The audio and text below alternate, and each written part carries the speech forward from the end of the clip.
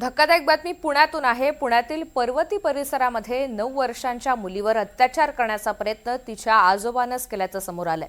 आरोपी नातू आणि नातीला भेटण्यासाठी घरी आलेला होता। त्याचवेळी नातवाला खाऊ आणण्यासाठी बाहेर पाठवून त्यानं 9 वर्ष मुलीवर अत्याचार करण्याचा प्रयत्न केला।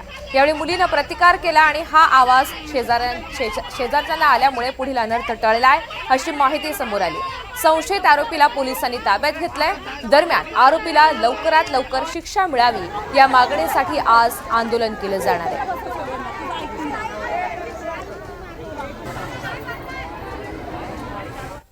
नेमकं काय घडलं जाणून घेऊयात। पुण्यातल्या पर्वती पायथ्याजवळची ही सगळी धक्कादायक घटना आहे। 50 वर्षाच्या आजोबाकडून 9 वर्षांच्या नातीवर अत्याचार करण्याचा प्रयत्न करण्यात आला।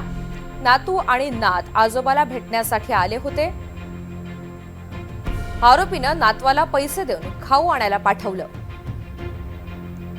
आरोपीनं नातीच्या अंगावरचे कपडे काढून स्वतःच्या अंगावरचे कपडे सुद्धा काढले।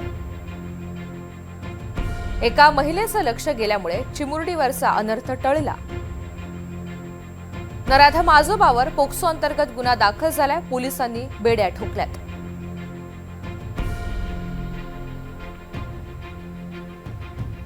या सगळ्या संदर्भात पोलीस निरीक्षक नेमकं काय म्हणाले पाहूयात। तिच्याशी अतिप्रसंग करण्याचा जो प्रयत्न केला, परंतु शेजारी एक राहणारी जी महिला आहे तिला त्या बाळाचा रडण्याचा आवाज आला आणि तिने ताबडतोब त्याच्यामध्ये हस्तक्षेप केला। शेजारच्या लोकांना सांगितलं, त्यामुळे शेजारच्या नागरिकांच्या मदतीनं त्या बाळाची ताबडतोब सुटका त्यांनी केली आणि पुढचा जो होणारा जो प्रसंग आहे तो त्यामुळे टळला।